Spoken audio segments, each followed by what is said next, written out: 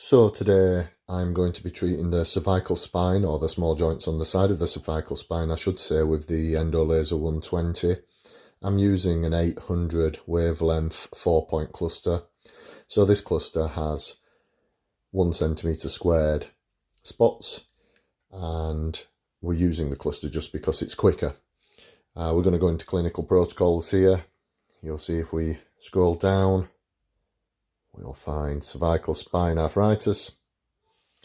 It's saying we're going to do 12 spots, 12 points I should say, so that's 3 spots. So it's 3 lots of 4 joules per point. That would be in line with the Walt guidelines, 48 joules overall, and that's going to take us 1 minute.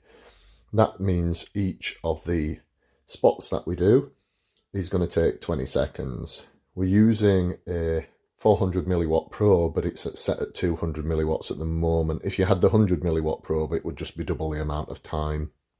If you were doing the other side of the neck as well, it would also be double the amount of time. I'll press OK, and we'll see it now from the patient's perspective. Seen from the perspective of the patient, we're going to come on to the joints at the side of the cervical spine, start the treatment. We're going to get 3 points here of 20 seconds per point, giving a total of 48 joules. It's not unusual to do more treatments around the cervical spine and down into the upper fibres of trapezius if you feel you need to. This is spot 2.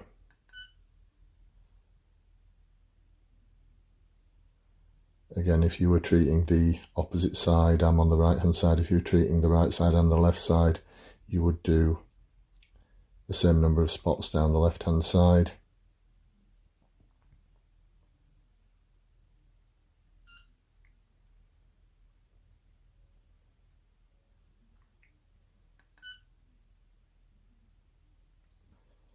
Don't worry about going into the hairline. You won't do any damage to the hair, but it's likely that the hair will absorb some of the laser treatment, so try and keep the hair out of the way as much as you can. But for the very top joints in the neck, you might end up in the hairline anyway. And that's the end of treatment for the right hand side. You might repeat that now on the left hand side, or do some treatment down into the upper fibres of trapezius. Back at the laser, the first point, you'll see the time starts counting down and the joules start counting up.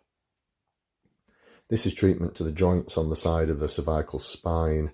It's not unusual to come down into the upper fibres of trapezius, into the bulk of the muscle, and actually do treatment there as well with the laser. That's the first point done. Move on to the second point. Treatment into the upper fibres of trapezius with the laser during neck sessions is fairly commonplace. You would use slightly different settings, but overall you're basically doing more points, you're doing more spots with the cluster. So that's spot 2, and this is spot 3. Don't worry about going up into the hairline. That's not anything that you wouldn't see day to day, especially for the upper cervical problems. Upper cervical problems tend to respond quite well to laser, and you will lose some of the energy. That's the end of the session. You will lose some of the energy certainly into the bone at the top there, but it's nothing to worry about. It's perfectly okay. You just go up and make sure you cover the whole area. If you were doing the other side of the neck, then you would obviously be doing double the number of points, double the number of spots, and in essence you would double the number of joules.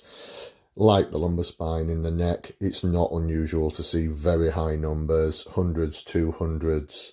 I've seen much more than that used. If you're trying to inhibit pain, people often use very high numbers. It's not unusual to see. That will conclude our session of laser down the joints in the cervical spine.